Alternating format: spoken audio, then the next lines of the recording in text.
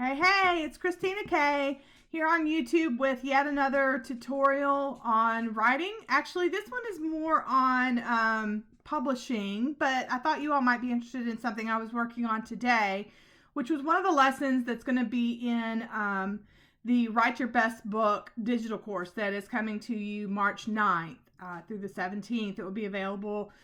We'll talk about that more at the end of this clip, but what I've been working on today is a section of the course called The Different Ways That You Can Publish Your Novel.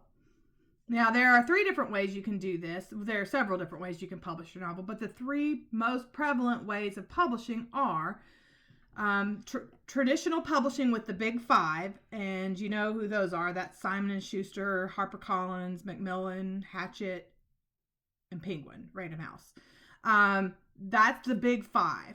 Those are the guys that are going to publish your book, and they're the ones that publish James Patterson, Dan Brown, Gillian Flynn. All the big people are published mostly through the big five. The second way you can publish your novel is by going to a smaller press, which some people call them indie presses. I think indie is more self-publishing, which we'll get to next, but small presses are like 7th Street, Owl City Press, Kensington. There are several others. Entangled. Those would be smaller publishers. They still are traditional publishers, but they're just smaller houses. They're not the big five.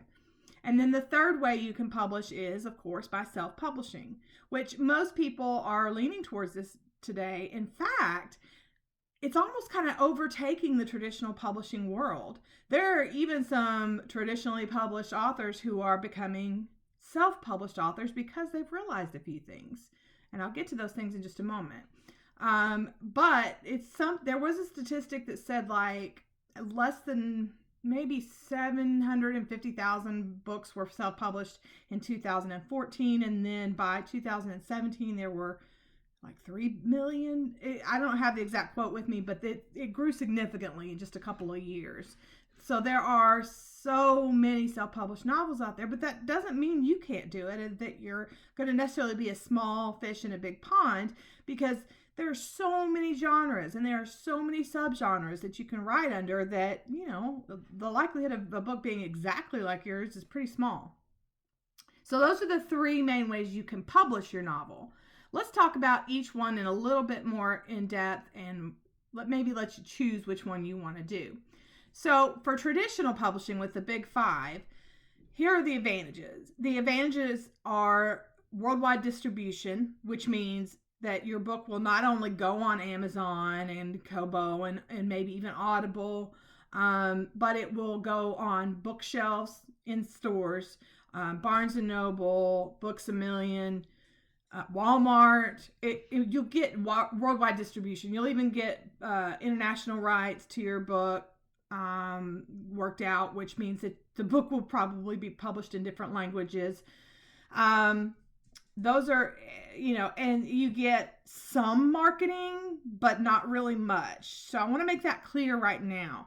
Even if you go with the big five, you still have to do marketing yourself. They're not going to do it for you. They reserve what little bit of marketing budget they have, which is not very big. They reserve it for James Patterson, Gillian Flynn, Dan Brown, the people that are putting out these millions and millions of dollars worth of books for them. They'll do it. And if you notice, how many book advertisements do you actually even see? Not that many. You might hear a commercial or something every now and then on the radio. But honestly, the deal is you're still going to have to market, but you do get some marketing with the big five, more than you would any other way. Okay, so the cons to traditionally publishing with the big five is you basically have to be willing to turn over your rights and all creative control, meaning you've written this book. It is possible that if you submit this book and you get a deal with the big five, they may come at you and say, okay, by the wording of your contract, okay, we don't like your title, or we don't like your protagonist's name. Hell, we don't even like the color of your protagonist's hair. They can change almost anything in your book. And that's something that you'll sign away in your rights when you sign a contract with the Big Five. Now, I'm not saying don't do it. I mean, if that's your goal, please do it. There are definitely advantages to traditional publishing. I'm only giving you the good and the bad for all three methods. Okay, so that's traditional publishing with the Big Five, the pros and the cons. Now, with a small press, you've got, which is our number 2 way of publishing, you've got the pros, which are, they're a little bit easier to get into. I forgot to mention this. With the Big Five traditional publishers, you do need an agent. You have to have an agent to get in with those publishers. There's no questions about it, no ifs, ands, or buts. They do not accept unsolicited manuscripts. With the small publishers, a lot of those also take agented submissions, but they will entertain some unagented submissions, meaning you can directly email them with a copy of your book and say, please, in a query letter, and please review this book. I'd like you to publish it. Of course, that's not what you say, but that's how it goes. So that's one thing to know about the small publishers. You can get in, that's a positive. You can get in without an agent in most cases. Another positive is you still get distribution. You still get in bookstores in most cases. Again, it's not always, but in most cases they can get you at least in the big box stores. And Amazon, of course, and all that. And they do all this. The other positive is they do all this for free to you. Now, they take a percentage off of your sales, but up front you have zero cost.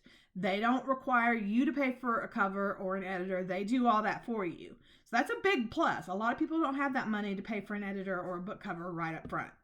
So, but you will pay for it in the back end with your sales. And then you have to pay your agent, if you used an agent, 15% of your sales after the publishing company's taken their chunk out of your royalties, which, you know, that's what you have to decide if you want to do that or not. The cons are, once again, you kind of lose creative control. These smaller houses are a little more willing to work with you and listen to your opinion and keep characters the way they are, keep plot lines the way they are, but you still risk, you're signing over your rights. You're signing over, I wrote this book, but I no longer have the rights for the next 3 to 5 to 10 years, however long you sign it, to make any decisions, to do anything with it. It is their book for that period of time. That's definitely, in my opinion, a downside. Trying to think of another downside. Well, there's good and there's bad to each one, but in my opinion, I have been both traditionally published and I've self-published, and I have had an agent and I've not had an agent. So I know, I kind of speak from experience here. I honestly feel like the best way in this day and age, at this time in our history, it is the best time for you to self-publish. Better now to self-publish than to traditionally publish. You can still traditionally publish. I am not discouraging it. I'm simply saying it's better to self-publish.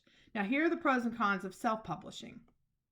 Okay, so the cons. The cons are you do have to pay for an editor and a cover designer up front. If you know what you're doing and you really, really want to invest in the potential to make some decent money in sales and sell some books, you really have to hire an editor and you really have to hire a professional book designer. I'm sorry, but it's true. If you try to throw something together using some software you found online, it is not going to be professional looking, and people are going to judge a book by its cover. That's just the fact. They do. So that's a con. Another con is that it's a lot harder to get any kind of distribution.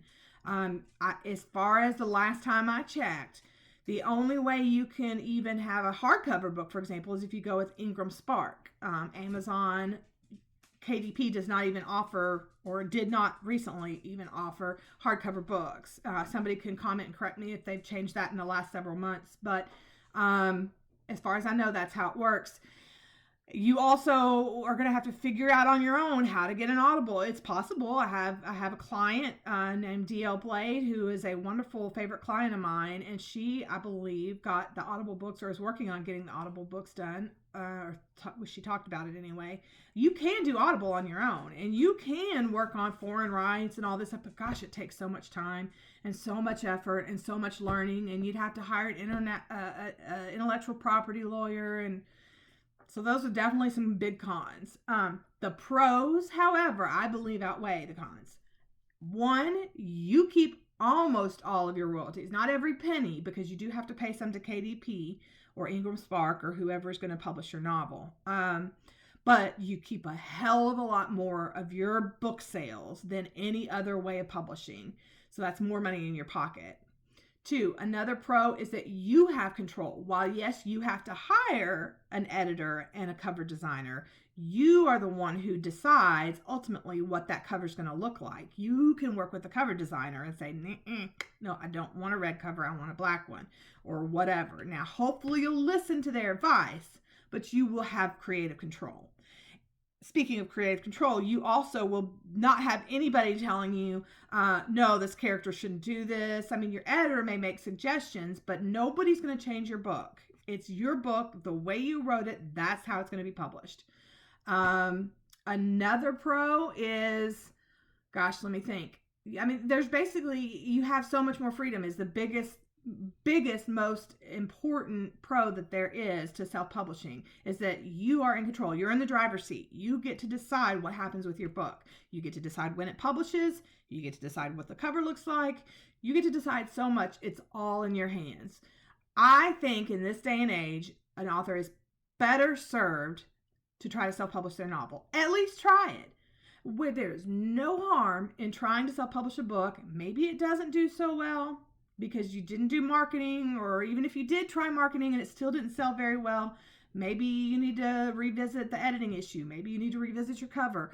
But if it all just does not work for you, you can always try to go the traditional route if it just doesn't work. But I think that it's a good way for an author to start and build their platform, get some recognition. There are a lot of things you need to do, though, to be a self-published author, and I can't get into all that with this clip, but I will do another one on marketing your book.